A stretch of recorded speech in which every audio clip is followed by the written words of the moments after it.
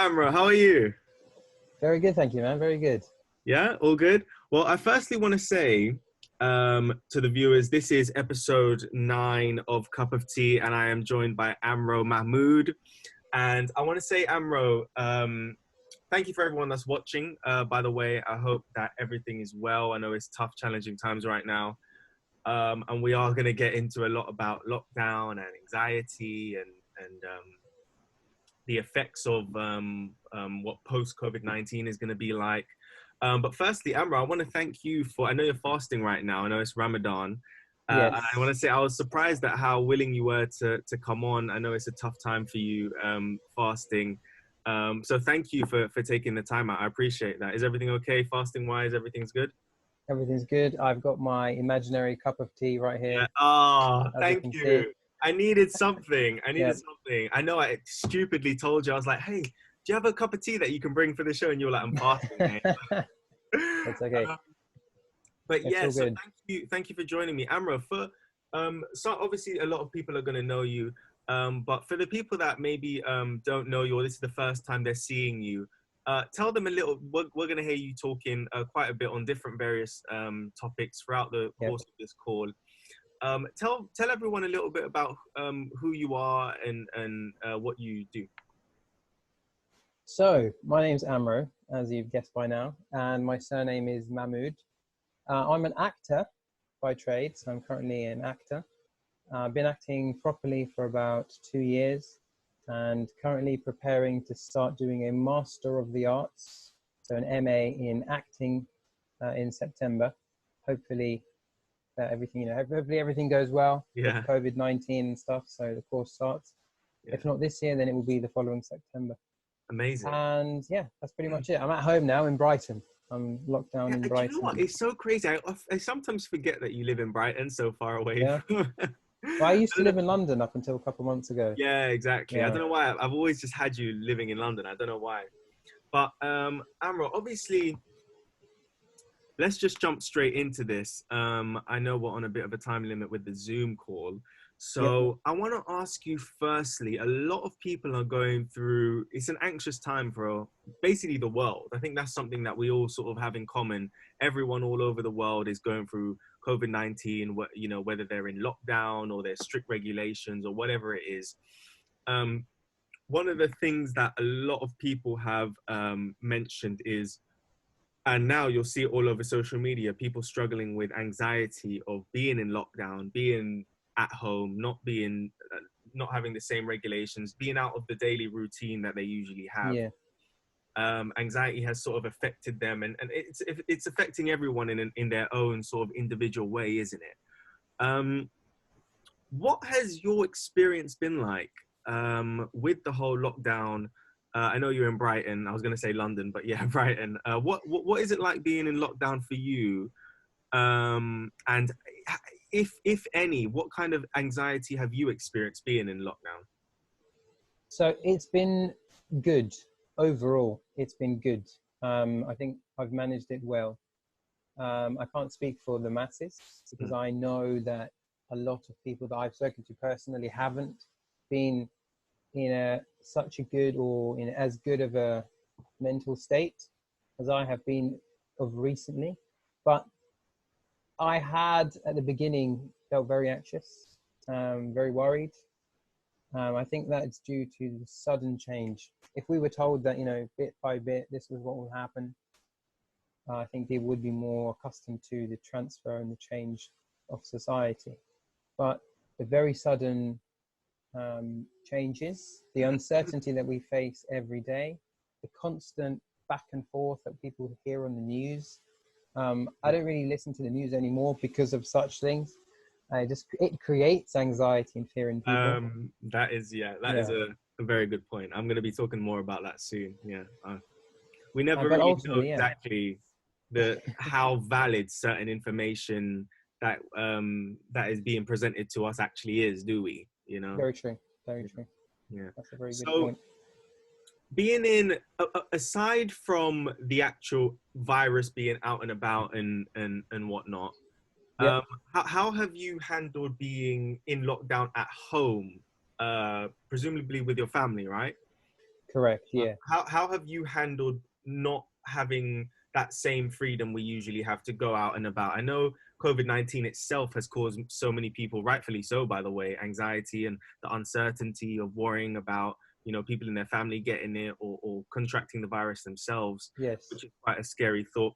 How have you handled being at home and just sort of being there and not having the same daily routine? Did you adjust to that sort of easily, or did it take some time? Or Well, for me, it was very sudden, very shocking at the beginning, because it was just like everything stops. yeah, It's like your normal life stops. And yeah, as you know me, I'm a very passionate person. yeah. I'm very deep and involved in what I do. So to have that all just stop overnight was really like, whoa, okay, what do we do now? So the first few days, I think it was just like just time off at home. We had enough food for a while. It lasted for a little while. And you just get accustomed to this new way of life that will be around for a while.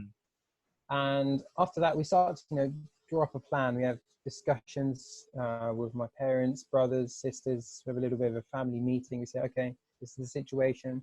This is what we need to do. This is where we need to get food from. This is the medication, obviously, from pharmacies that we have to get. This is how we have to do it. What are our risks, and so on. And in my family, there are family members who are or considered highly vulnerable people. So that puts a limit on the amount of exercise we can do outside of our house, where we can go. And so we don't really go anywhere at the moment. And I think ultimately it was make a plan and stay calm, because in the beginning there was so much, there was a huge bombardment Chaos.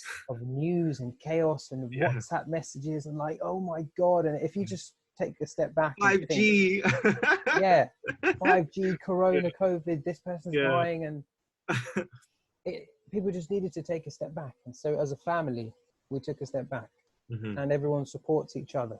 And we make a plan, and we stick to that plan. That's a great point you make, actually. A lot of people I've spoken to have really struggled to deal with being in their family environment at home. It's caused, for prolonged periods, it's caused arguments, and it causes tension, and where little things start to bug you and stuff like that. I think that what you said is a really good point. You sat down with your family, you guys all had this conversation and said, well, we need to do this, we're going to get that. I think having that sort of structure could really help, and just saying, all right, let's not just get chaotic, let's all sit down, have a family meeting, and let's talk about what we need to do. Indeed. I think that's great. I guess that the last question I have on the whole lockdown thing is there any sort of bullet points or pinpoints that you could say these have been my coping mechanisms for being in lockdown? What would you recommend to someone that's saying, look, I'm struggling with anxiety? What would what have you been doing? What specific remedies have you been doing? I know that you've actually been working out quite a bit, I see on your Instagram. I have. Yeah. Yes, I mean, so can you talk about some of those stuff that have you to help cope with your anxiety? Yeah. So, I mean, you mentioned it already. The first one of many is exercise. I didn't used to exercise so much several months ago, up until the month before lockdown. I'd recently joined the gym, and I was at the gym for about a month, and then I go to the gym. Yeah, man, I go to the gym and there's no one there, and it says on the door that they've shut the gym down. I was literally crying. I was like, all these years I haven't started exercising until now. And then as soon as I do, they shut down the gym. I was gutted. Horrible. But exercise is key. Exercise is key. And the great thing that I've learned over lockdown, or since lockdown has started in the UK, that you can exercise in so many different forms. You don't need to be at the gym to exercise. And I don't want to pressure people, but not that people should think that there's no excuse, but they should think that there's so much accessibility to exercises, to workouts. Yeah, anything you can do. Literally get it. If you have a treadmill at home, just walking on your treadmill whilst you're watching something. So we have our treadmill over here, and then we've got the TV on the wall up here. So if you're someone who's like, oh, exercise is horrible, just exercise walking or a light jog and put something on the TV and just watch it. And the time will go like this. And if you do some exercise every day, just vary it. Do some muscle work, do some stamina work, and that's it. And then that will help lift your mood. That will make you feel physically better, emotionally better. It will make you healthier. You'll sleep better. You'll perform better at whatever you're doing at home. If it's work, acting, you're auditioning, sending self-tapes, whatever it is. The other thing I found that is that getting in touch with friends and family, because in our like regular lives, there's a lot going on.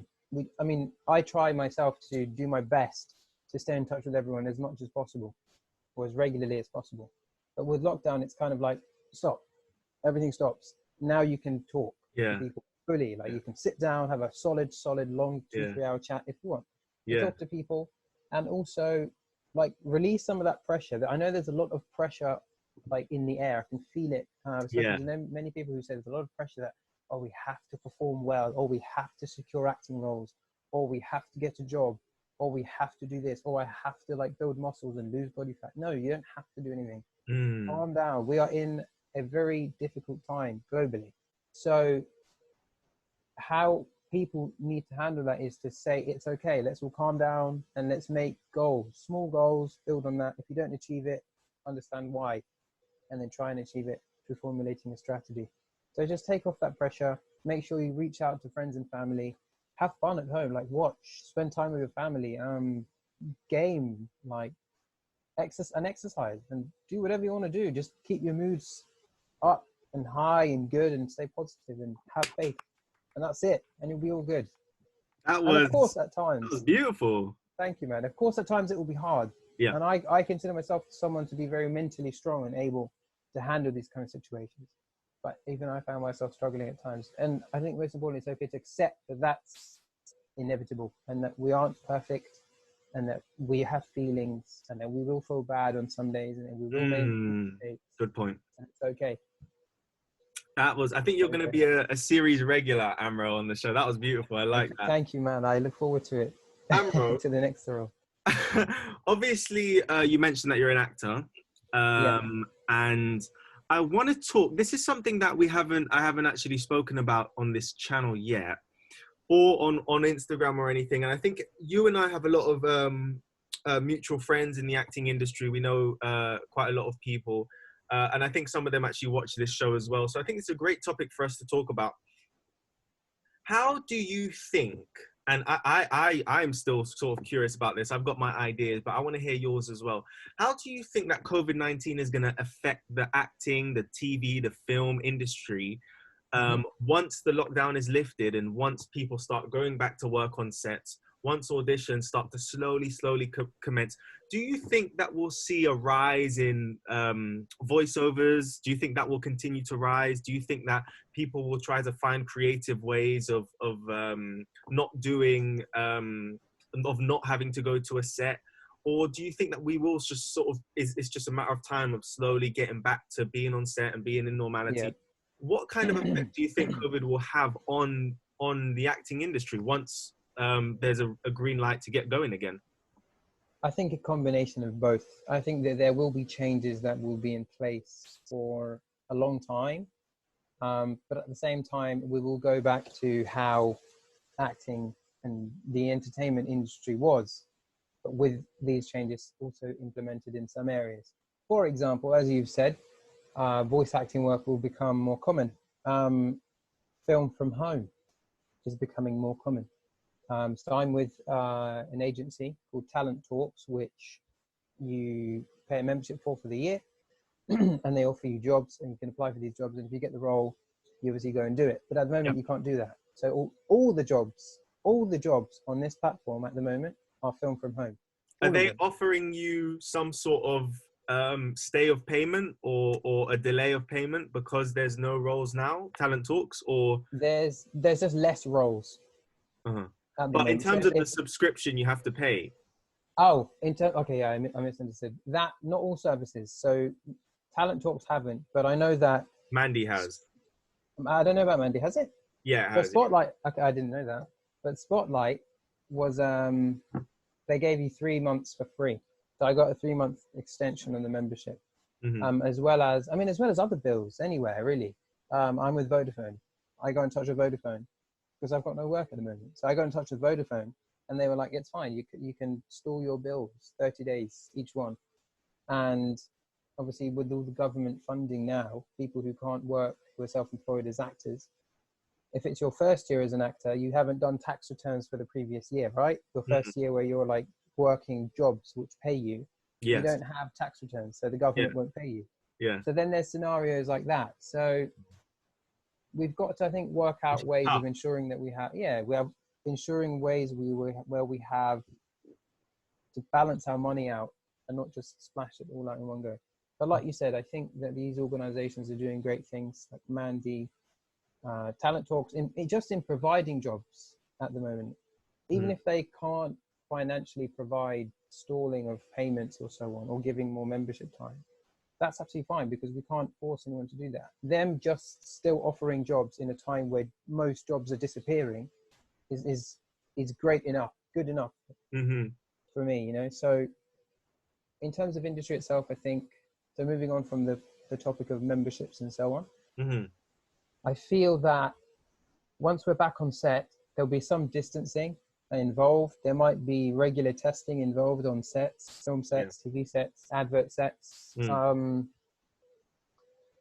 And there might be the case of, Okay. Okay. So do you think there'll be yeah, some sort of requirement to say, sorry, get on to your next point. I just want to follow up on that quickly. yeah, Do you think that it may be like, okay, um, you you'll be able to be offered this job as long as you are tested and you come out negative for the virus?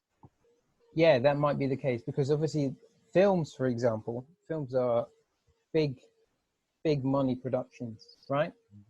A lot of money spent on these kind of productions. So if a production was to go on and then halfway through the lead actor was to just get ill, okay, dependent on the severity of the illness, that's one thing.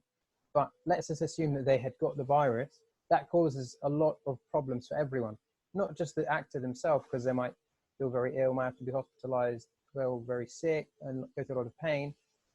But that's a lot of money, putting production on pause. That's a lot of people involved in that film Yeah. set. So Mhm. that might become a norm, where testing becomes just a normal thing, Mhm. where you go into a workplace and they'll test you in the morning before you go in.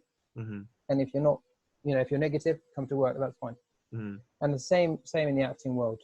And Yeah. then in expansion to the point which I was going to say, I think we're also going to start seeing situations where self-tapes is just going to be so common now, where it's very rare that Yeah. you'll be invited to an in-person audition, Yeah.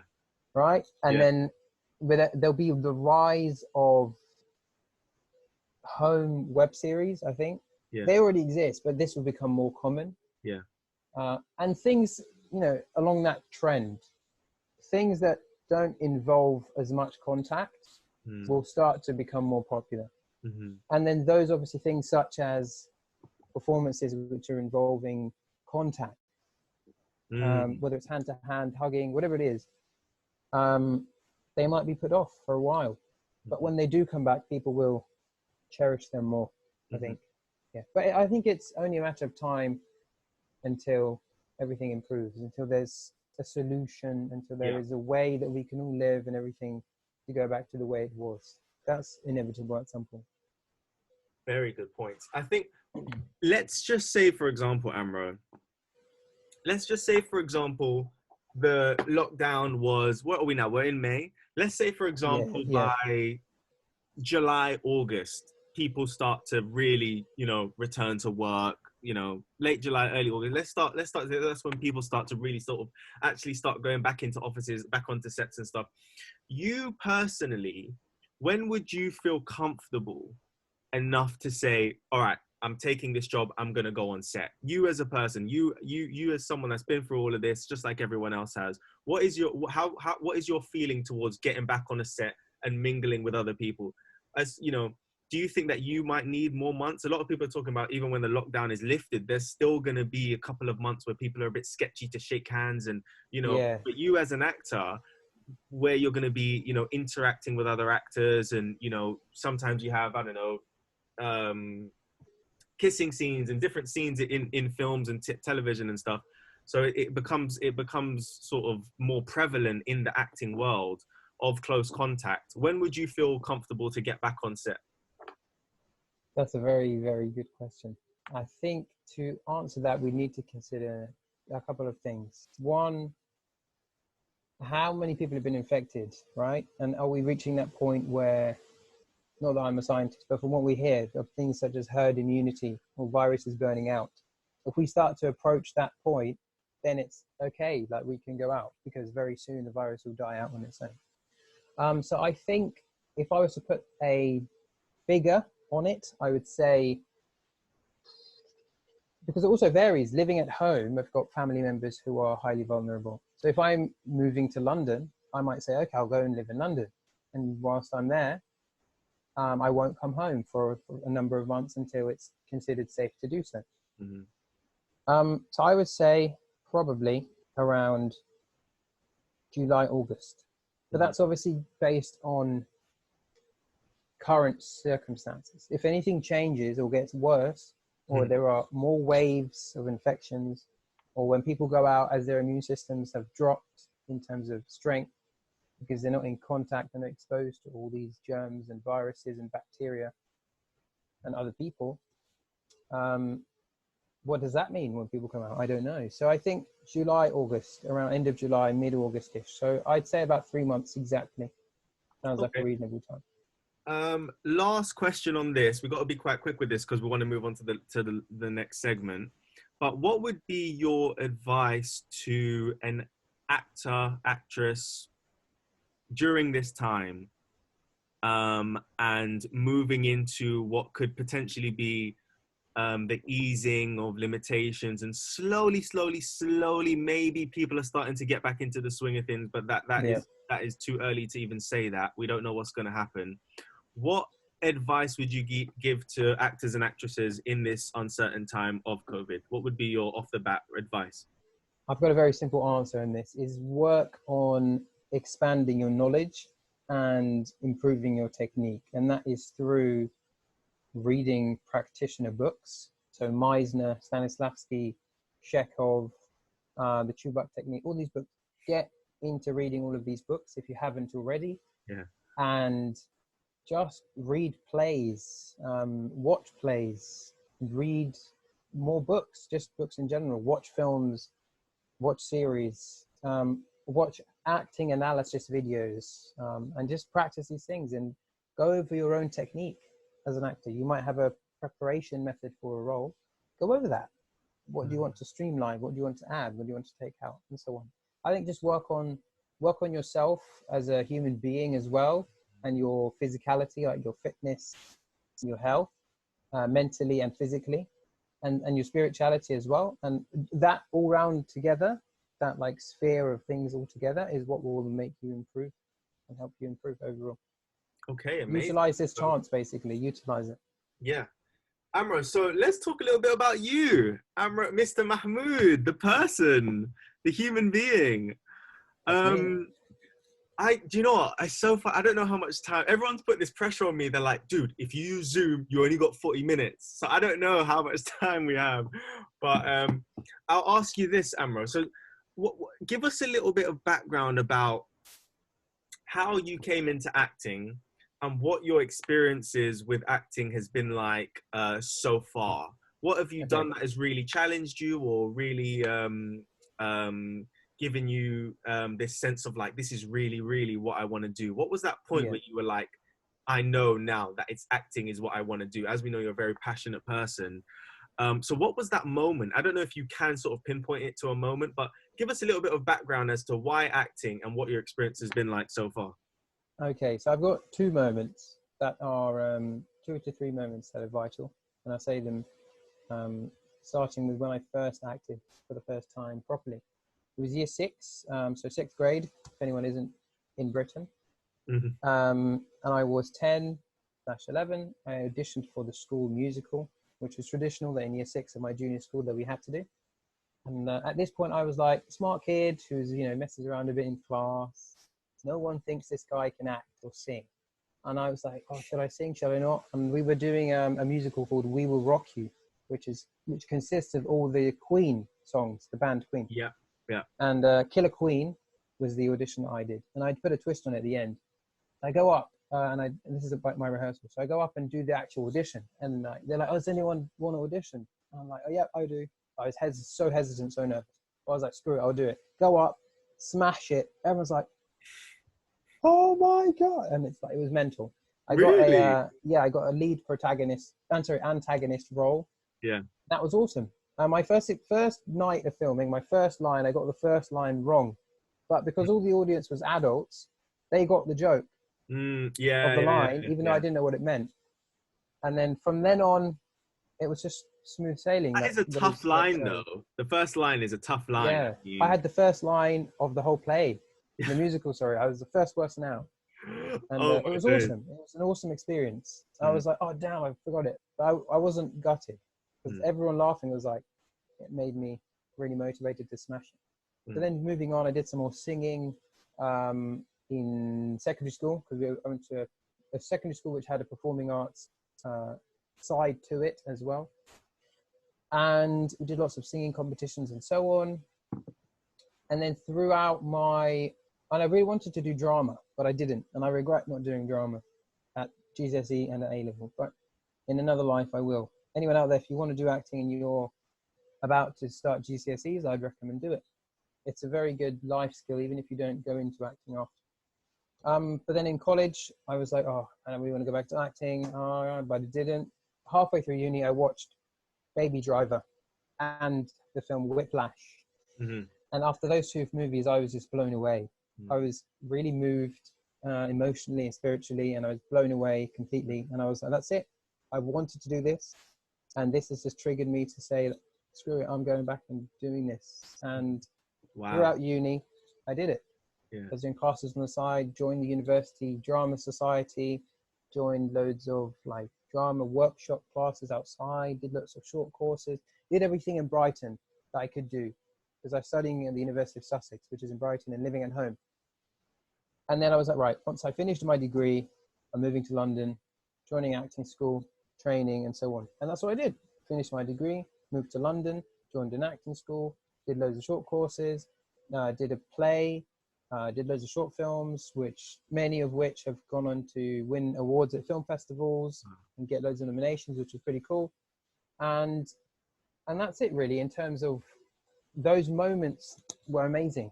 Those moments were amazing for me, and I shared them with my best friend, and they were just so transcendental. I was transcended emotionally and spiritually. I was just blown away, moved, and from then on, I made it my duty to inspire and move people the exact same way through the medium of art, in the sense of acting, so that they could follow their dreams and be inspired and inspire others the exact same way that I was. Wow.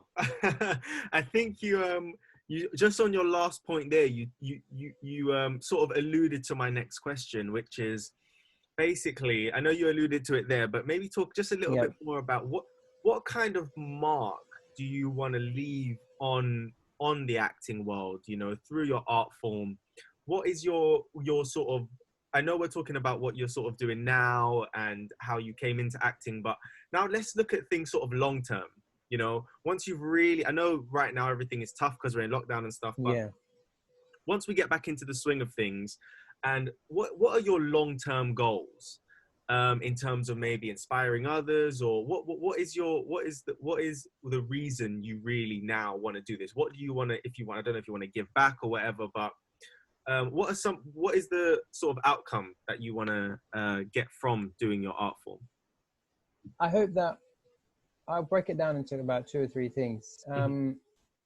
One would be to have someone come up to me in the future and say, because of you and because of what I watched you in, I'm doing this because of you. Mm, And not in an ego boost way, but it's more of knowing that you are able to inspire someone to follow their dreams through what you did and what you said and how you performed and how you moved them emotionally. That I think is ultimate success, because there's no amount of money, no award that you can literally put and say, if I don't get this award, I'm not successful. If I do get this, or I do make this amount, then I'm successful. Ultimately, for me, success is changing someone's life for the better, mm, and them telling you that mm, and saying that because of what you did, my life has changed. mm, Just like it happened to me. And I know how that feels. And that's why I want to give that to people. because I feel like so many people don't follow their dreams, and so many people that I talk to, and friends and people that I meet maybe just once, they say that they have so much they want to do, but they don't want to do it, or they might be scared to stop doing their job and follow their passion. And not that, doing your job is not a good thing. That's a fantastic thing. And if what you do as work is what you love, then you're winning, and you are winning.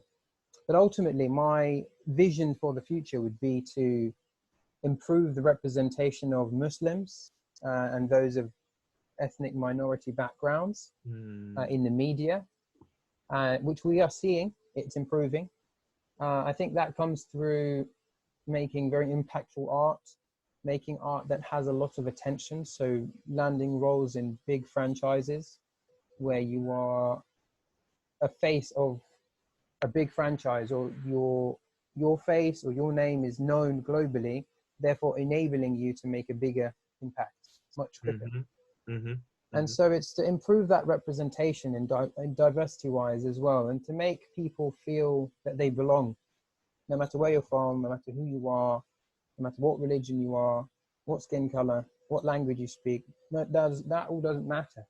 It's to show people that you all belong, and that you all mean something, and that you all have dreams, and that you can all achieve them. And I'd also like to add, actually, this is something that affected me a lot recently, but when you see performers who make art that is so powerful, at the end of the day, they're just people, right? These performers that make this art are just people. And to know that absolutely anyone can go from being just a regular person to someone who can make such a difference in the world, hopefully for me in the future, to see these examples is amazing, right? And so knowing the impact that the medium of film, TV, commercials, books, stories, theater has, I think that's the most powerful tool that we have to make the world a better place. And my eyes are actually welling up. I'm serious. Like, wow, that was. Don't cry, man. It's okay. I just want to say it's so refreshing to hear that. To hear Thank you. An aspiring actor that has these lovely, wonderful, inclusive aspirations is just it's just amazing, and it really gives me, and I'm sure it will give a lot of other people, hope for the future. Knowing that there's people like you doing such great work, and having these aspirations, because it really is incredible. And okay, Amro, we're almost at the end now. And, oh man. I'm really upset with myself because in the last Cup of Tea episode I didn't ask this question, but now here we are. Amro Mahmoud, you're in the hot seat, my friend. Okay. My chair's black and red. So, so that works basically. Yeah. And I don't know how much time we have, but we're gonna fit this in. Okay. All right. Close your eyes for a second. All right. I'm gonna close them with you. Okay. Cool. And I'll slowly breathe in and out. And now you can open your eyes. You're on a desert island, okay? A desert island. You're walking along this beach, okay? And you're walking, I'll tell you where you're walking. You're walking, you know that damp spot where the wave sort of washes in and it sort of leaves its mark. That's where you're walking. So your toes are sort of sinking into the sand, you know? Got you, yeah. Okay. So you're walking along and then you hit your foot on something. Ah! You know, it's always the pinky toe. You know, it's always the pinky toe. Yeah. So you hit your foot on something. Ah! And then you pick it up, you look at it, and it's a lamp. And you think, what is this lamp doing here? And it makes you wonder, has there been civilization on this island before? Or because you're the only person on it. But anyway, as you do, you I'm rub liking the this, lamp. man. Yeah. Huh? I'm liking this. You're liking it? Yeah. As you do, you rub the lamp. Okay? Genie, Aladdin. You're getting it. There's a genie. His name is Simon Watford. Okay, Okay. genie appears, and for some reason he sounds like Robin Williams. All right, the great Robin Williams. Okay, um, The legend. the legend. Oh, Robin. Um, and he says to you, he looks you in the eye, and he says, I can't do the voice. He says, It's "Oh, all right. We're actors. Come on. hello there, young man." And he says to you, he's not in a great mood. Okay, Uh-huh. so he says he's in a sort of he feels a little bit indifferent because he's been trapped in the lamp and now you've freed him, but he's upset that he's been in the lamp for 1,000 years. So anyway, now he's out, Yep. and he says to you, Amro, he says, "Look, here's what's gonna happen. I am gonna do one thing. I am gonna take your voice away." Okay, that's what he says. Okay. You're already in a bad circumstance, and now you've got this genie saying he's going to take your voice away, and you're never going to be able to speak again. Okay, so that is what is going to happen. But one thing he says to you, Simon Watford, the genie, he says to you, before I take your voice away, I am going to allow you to say a couple of words, to speak one more sentence. You could, whatever you say right now is going to be echoed across the entire world. It is going to be rippled across the entire world. It's going to be translated into every language. Everyone is going to hear it as soon as you say it. And Simon Watford, the genie, is going to do that for you. The next words you speak is going to be a message to the entire world. But that message you give is going to be the last message before Simon Watford, the genie, takes your voice away. So that's the last thing you're ever going to say. But everyone's going to hear it. Yeah. Listen. Amro Mahmoud, what is your message to the entire planet? So my message is very simple, and it's for everyone. Mm-hmm. It is that we should always love one another, care for one another, spread positivity, support each other, and never give up. You can do this. And that's it. And that's it. Cup of Tea, episode 9. You heard it here first. It's going to be rippled across the entire world. Love each other, care for each other. It's Amro Mahmoud.